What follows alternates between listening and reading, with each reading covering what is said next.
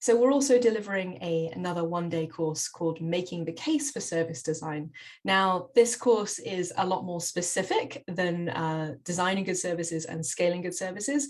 And it's a one-day masterclass that intensively focuses on helping to give you the skills and language to be able to talk about financial business cases in the context of service transformation. So it's designed for people who are having to justify service transformation in some way, justify agile ways of working or user-centered design, and need to be able to talk about the cost of their service, need to be able to talk about the risk profile of that service, and to be able to talk about why user-centered design is important in the language of your organization, which is very often in the language of money and risk.